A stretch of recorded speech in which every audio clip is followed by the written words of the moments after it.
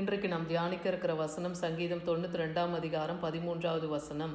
கர்த்தருடைய ஆலயத்திலே நாட்டப்பட்டவர்கள் எங்கள் தேவனுடைய பிரகாரங்களில் செழித்திருப்பார்கள்.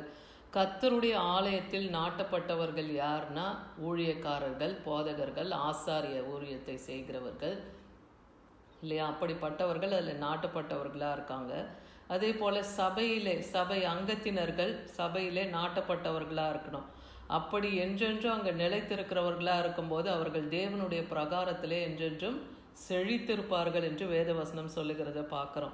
ஏன்னா தேவ ஆலயத்தில் தேவனுடைய பிரசன்னம் இருக்குது, அவருடைய கிருபை இருக்குது, அவருடைய மகிமை நிறைந்திருக்கு, தேவனுடைய வல்லமை அங்கே கடந்து வரும். கர்த்தருடைய திருவசனம் அவர் சமூகத்திலிருந்து போதகர் மூலமாய் நமக்கு கடந்து வரும். அன்றைக்கு நமக்கு தேவைப்படுகிற சத்திய வார்த்தை அங்கே கடந்து வரும் இல்லையா? ஒவ்வொருவருக்கும் அவர் வார்த்தையினாலே அங்கே போஷிக்கப்படுகிறோன்னு பார்க்குறோம். அதே போல் அவர் வார்த்தையில் நிலை கொண்டு என்றென்றைக்கும் ஆலயத்தில் நாம் தரித்திருக்கும் போது அவருடைய பிரகாரத்தில் நாம் செழித்திருக்கிறவர்களாக இருப்போம். 2 பேதுரு 3 அதிகாரம் 18வது வசனம் சொல்லுது, நம்முடைய கர்த்தரும் இரட்சகருமாகிய இயேசு கிறிஸ்துவின் கிருபையிலும் அவரை அறிகிற அறிவிலும் வளருங்கள் என்று வேத வசனம் சொல்லுது. அப்போ கர்த்தரை அறிகிற அறிவு, அவருடைய கிருபை எங்கே நமக்கு கிடைக்கும்னா வேத வசனத்தை நாம் கேட்கும்போது, அதை தியானிக்கும் போது, அதை ஆராய்ந்து பார்க்கும்போது தேவனை அறிகிற அறிவிலே வளர முடியும். ஏன்னா தேவனுடைய ஞானம் அனந்த ஞானம் இல்லையா? அவர் ஞானத்தின் ஊற்றானவர். அவர் ஞானம் அளவிடப்படாதவைகள் என்றே வேத வசனத்தில் சொல்லப்படுகிறது. அதே போல் கர்த்தருடைய செய்கைகள், அவருடைய அதிசயங்கள், அற்புதங்களை எல்லாம் நம்ம எங்கே அறிகிறோம்? ஆலயத்தில் அறிகிறோம். வேத வசனத்தை தியானிக்கும் போது நாம் அறிகிறோம். தேவ பிரசன்னத்தில் நாம் மூழ்கி இருக்கும்போது, கர்த்தருடைய மகிமை நம்மை ஆளுகை செய்யும் போது நாம் அவர் பிரசன்னத்தை அறிந்து கொள்ளுகிறோங்க. தேவனை அறிகிற அறிவில் இன்னும் நாம் அதிகமாய் வளர முடியும். அதுதான் தேவ ஆலயத்தில் நாட்டப்பட்டவங்களாய், என்றென்றும் ஆலயத்தில் தரித்திருக்கிறவர்களாய், ஆலயத்தை விட்டு விலகாதவர்களாய், அதாவது ஆலயத்துக்கு போகிறத நாம் குறைத்து கொள்ளக்கூடாது இல்லையா? வாரம் நம்ம ஆலயத்துக்கு ஒழுங்காக செல்லணும். அப்போ தான் நம்ம ஆலயத்தில் நாட்டப்பட்டவங்களாக இருக்க முடியும். அவருடைய பிரகாரத்தில் நம்ம செழித்திருக்கிறவர்களாக இருக்க முடியும். ஏசாயா 61 அதிகாரம் 3 வசனம் சொல்லுது, சீயோனிலே துயரப்பட்டவர்களை சீர்படுத்தவும், அவர்களுக்கு சாம்பலுக்கு பதிலாக சிங்காரத்தையும், துயரத்துக்கு பதிலாக ஆனந்த தைலத்தையும், ஒடுங்கின ஆவிக்கு பதிலாய் துதியின் உடையை கொடுக்கவும் அவர் என்னை அனுப்பினார். இது ஆண்டவராகிய இயேசு கிறிஸ்து தேவாலயத்திலே அவர் ஏசாயா தீர்க்கதரிசன புத்தக சுருளை எடுத்து வாசிக்கும் போது இந்த 61வது ஏசாயா 61வது அதிகாரத்தை தான் அவர் எடுத்து வாசித்து அந்த புத்தக சுருளை சுருட்டி வைத்தார். அப்போ கர்த்தரை ஆண்டவராகிய இயேசு கிறிஸ்துவை தேவன் எதற்காக இந்த உலகத்தில் அனுப்பினார்? சியோனிலே துயரப்பட்டவர்கள் அவர்கள் சீர்படுத்தவும், அவங்களுக்கு சாம்பலுக்கு பதிலாக அவங்க என்ன துக்கத்தின் ஆடை அணிந்திருக்கிறாங்க, அவங்க எந்த பிரச்சனையில், பாடுகளில், கட்டுகளில் சிக்கொண்டு இருக்காங்க, அந்த நிலைமையை அவங்களை மாற்றி சாம்பலுக்கு பதிலாக சிங்காரத்தை, துயரத்துக்கு பதிலாக ஆனந்த தைலத்தை அவர்களுக்கு கொடுக்கவும் தான் ஆண்டவராகிய இயேசு கிறிஸ்து இந்த உலகத்துக்கு வந்தார். ஒடுங்கின ஆவி, அதுக்கு பதிலாக துதியின் உடை. ஒடுங்கி போனவர்கள் துதிக்கும் போது அந்த பாடுகள் எல்லாம் அவங்களை விட்டு நீங்கும். அதெல்லாம் அறிவிக்க தான் கர்த்தர் அங்கே நம்முடைய ஆண்டவராகிய இயேசு கிறிஸ்து இந்த பூமியில் வந்தார் இல்லையா? அதுதான் அவர் சொல்கிறார், தேவன் அதற்காக தான் என்னை அனுப்பினார் என்று கர்த்தர் சொல்லுகிறத பார்க்குறோம். அப்போது சீயோனிலே துயரப்பட்டவர்கள் தேவனுடைய பிரசன்னத்தில் அவருடைய பிள்ளைகளாக இருக்கிற சீயோனிலே வாசம் பண்ணுகிற கர்த்தருடைய ஜனங்கள் துயரப்பட்டவங்களை சீர்படுத்துறதுக்கும், அவங்களுடைய ஒடுங்கின ஆவிக்கு பதிலாக துதி நாடையை கொடுக்கவும், அவங்களை கட்டுகள், பிரச்சனைகள், பாடுகள்லேருந்து விடுதலையாக்க, அவங்க பாவத்திலேருந்து விடுதலையாக்க, எல்லாவற்றிற்காகவும் தான் ஆண்டவராகிய இயேசு கிறிஸ்து இந்த பூமியில் வந்தார். அதே போல் ஊழியக்காரர்களும் இன்றைக்கு செய்ய வேண்டிய ஊழியமும் இதுதான். ஏசாயா 61 அதிகாரம் நீங்கள் வாசித்து பார்க்கும்போது ஊழியத்தை நாம் எப்படி செய்யணும் ஊழியக்காரர்கள் என்பதற்கான வசனங்கள் தான் அது. அதுதான் மகிமைக்கென்று, அவருடைய மகிமைக்கென்று நாட்டின நீதியின் விருட்சங்கள் எனப்படுவார்கள். யார் தேவனுடைய சமூகத்தில் நிலைத்திருக்கிறாங்க, கர்த்தருடைய வார்த்தைக்கு கீழ்ப்படிந்து அவரை அறிகிற அறிவிலே வளருகிறார்களோ அவர்கள் தேவனுடைய மகிமைக்கென்று நாட்டின நீதியின் விருட்சங்களாக காணப்படுவாங்க. எபேசியர் 3 அதிகாரம் 17வது வசனத்தில் பார்க்குறோம், விசுவாசத்தினாலே கிறிஸ்து உங்கள் இருதயங்களில் வாசமாக இருக்கும், நீங்கள் அன்பிலே வேரூன்றி நிலை பெற்றவர்களாகி அப்போ ஆலயத்திலே நாம் விசுவாசத்தில் வளரணும் இல்லையா? நம்முடைய இருதயத்திலே அவர் வாசமாக இருக்கிறார் என்ற விசுவாசம் நமக்குள்ளே இருக்கணும். தேவ அன்பிலே நாம் வேரூன்றி நிலை நிற்கிறவர்களாக இருக்கணும். இதெல்லாம் எப்போ நடக்கும்னா, ஆலயத்திலே நீங்கள் நாட்டப்பட்டவர்களாய் ஒருவரும் உங்களை அவர் நாட்டி வைத்திருக்கிறார்னா அவர் சித்தம் இல்லாமல் உங்களை ஒருவரும் அந்த வேரை பிடுங்க முடியாது. கர்த்தருக்குள்ளாக நீங்கள் நிலைத்து இருக்கணும். அதுதான். அப்போ அவர் அன்பிலே நீங்கள் வேரூன்றி அந்த ஆலயத்திலே நிலை பெற்றவர்களாக இருக்கணும். ரோமர் 6:5 சொல்லுது, அவருடைய மரணத்தின் சாயலில் நாம் இணைக்கப்பட்டவர்கள் ஆனால் அவர் உயிர்த்தெழுதலின் சாயலிலும் நாம் இணைக்கப்பட்டு இருப்போம்னு வேதவசனம் சொல்லுது.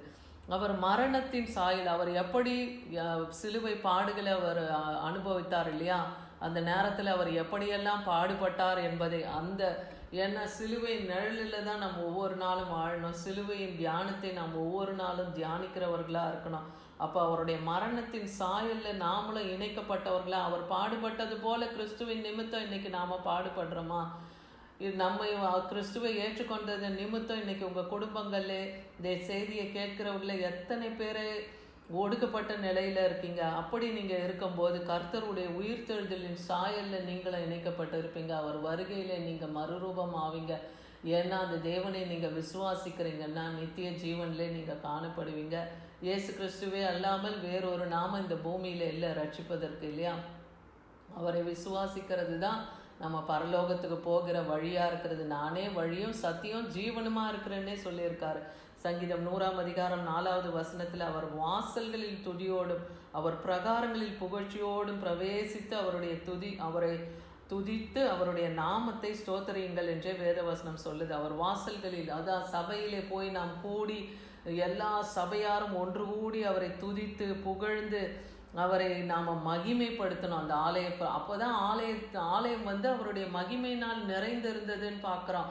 சாலமோன் காலத்தில் அவருடைய வஸ்திரத்துவங்கள் அந்த சபையிலே வந்ததுன்னு பார்க்குறோம், நிறைந்திருந்ததுன்னு பார்க்குறோம். அதை போல் இன்னைக்கு தேவனுடைய பிரசன்னம் அங்கே நிறைந்திருக்கணும்னா சபையார் அங்கே தேவனை துதித்து அவரை பாடி அவரை புகழ்ந்து அவரை கீர்த்தனம் பண்ணணும், அவரை துதிக்கணும். அவருடைய நாமத்தை அங்கே ஸ்தோத்தரிக்கும் போது தேவ பிரசன்ன மகிமை அங்கே காணப்படும். அது சபையாரை ஆவினாலே நிரப்பும், அபிஷேக தைலத்தினாலும் நம்மை அங்கே நிரப்புவார். அதெல்லாம் நம்ம பெற்றுக்கொள்ளணும்னா ஆலயத்தில் நாட்டப்பட்டவர்களாக இருக்கணும். உன் ஜனங்கள் யாவரும் நீதிமான்கள் என்ற நீதிமான்களும் என்றென்றைக்கும் பூமியை சுதந்தரிக்கும் குடிகளும் நான் நட்ட கிளைகளும் நான் மகிமைப்படும் என் கரங்களின் கிரியைகளுமாய் இருப்பார்கள் என்று கர்த்தர் சொல்லுகிறார். உன் ஜனங்கள் யாவரும் நீதிமான்களாய். எப்போ நாம் நீதிமான்களாய் விளங்குவோம்? தேவனுடைய வார்த்தைக்கு கீழ்ப்படிந்து அவர் கட்டளை கற்பனைகளை நாம் கை கொண்டு நியமங்களை கை கொண்டு நடக்கும்போது இந்த பூமியை சுதந்திரிக்கிற குடிகளாய் நாம் இருப்போம். அவர் நட்ட கிளைகளாய் நாம் இருப்போம். நான் மகிமைப்படும்படிக்கு என் கரங்களின் கிரியைகளாக அவர்கள் இருப்பார்கள். அப்போ தேவனை மகிமைப்படுத்துகிற எந்த ஸ்தானத்திலும் வந்து உங்களை நான் ஆசீர்வதிப்பேன்னு சொல்கிறார் இல்லையா? அந்தபடி நாம் தேவனை மகிமைப்படுத்துகிற ஸ்தானம் அந்த எல்லை. அப்போ அவருடைய கரத்தின் கிரியைகளாய் நாம் இருக்கிறோம். அவர் மகிமைப்படும்படியாக நாம் அங்கே அவரை உயர்த்துகிறதையும் நம்ம பார்க்கலாம் இல்லையா? அதனால தேவனுடைய ஆலயத்தில் இன்றைக்கு ஆலயத்துக்கு போகிற நீங்கள் எல்லாரும் ஒவ்வொருவரும் நாட்டப்பட்டவர்களாக இருக்கணும். உங்களை ஒருவரும் பிடுங்காதபடிக்கு நீங்கள் ஆலயத்தில் நிலை கொள்ளணும். தேவனுடைய அறிவிலே நீங்கள் வளரணும். அபிஷேக தைலத்தினாலே நிரம்பணும். அந்த பரிசுத்தத்தை காத்து கொள்ளணும். பரிசுத்த வஸ்திரத்தை காத்து கொள்ளணும். நீதியின் வஸ்திரத்தை நீங்கள் காத்து கொள்ளணும். அதே போல் சங்கீதம் 116:19 சொல்கிறார், கர்த்தருடைய ஆலயத்தின் பிரகாரங்களில் எருசலேமே உன் நடுவிலும் நிறைவேற்றுவேன்னு சொல்கிறார். கர்த்தருடைய ஆலய பிரகாரங்களிலும் எருசலேமிலும் உன் நடுவிலும் நான் எல்லாவற்றையும் தேவன் நிறைவேற்ற வல்லவர். அதாவது கர்த்தர் நம் நடுவில் இருக்கிறார்னா, கர்த்தர் நம் நடுவில் இருக்கும்போது நம்மையும் கொண்டு கர்த்தர் சகல காரியத்தையும் அவர் செய்ய வல்லவர் இல்லையா? அவர் நிறைவேற்றுவார். நம்மை கொண்டு அநேக காரியங்களை நிறைவேற்ற வல்லவர். நம்மை கொண்டு அநேகரை கிறிஸ்துவுக்குள்ளாக கொண்டு வர அவர் சித்தம் வைத்திருக்கிறார்னா நம்மை எடுத்து தேவன் பயன்படுத்துவார். அவருடைய ஆலய பிரகாரத்திலே அவர் நம்ம நடுவில் அவர் வாசம் பண்ணுகிறவராக இருக்கார். அதை நம்ம விசுவாசிக்கணும். சங்கீதம் 135:2 சொல்லுது, கர்த்தருடைய வீட்டிலும் நம்முடைய தேவனுடைய ஆலய பிரகாரங்களிலும் நிற்கிறவர்களே கர்த்தரை துதியுங்கள். அப்போ தேவனுடைய ஆலயத்திலே தேவனை துதிக்கணும். அப்படி எல்லோரும் கூடி வந்து தேவனை துதித்து நாம் கீர்த்தனை பண்ணுகிறவர்களாக இருக்கணும். அதுதான் தாவீது கூட சொல்கிறார்ல, சுரமண்டலமே வீணையே எழும்பு, கத்தரை துதி, கத்தரை துதின்னு. அப்போது எல்லா இயற்கையும் கத்தரை துதிக்குது இல்லையா? எல்லா பறவைகளும் கத்தரை துதிக்குது. நாம் நினைக்கிறோம் அதெல்லாம் எப்படின்னு. இல்லை, அவைகள் எல்லாம் தேவனை துதிக்குது. ஏன்னா ஒவ்வொரு நாளும் ஆகாரத்தை கொடுத்து அவர் தான் அவைகளை போஷிக்கிறார். இன்றைக்கு நமக்கும் இருக்க இடம், உண்ண உணவு, உடுக்க உடையை கொடுத்து ஒரு நாள் அவர் கிருபையினாலே நம்மை தாங்குகிறார். நம்ம கர்த்தருடைய ஆலயத்திலே என்றென்றும் நாட்டப்பட்டவர்களாக இருக்கும்போது அவருடைய பிரகாரத்திலே என்றும் நாமும் செழித்திருப்போம். ஆமீன்.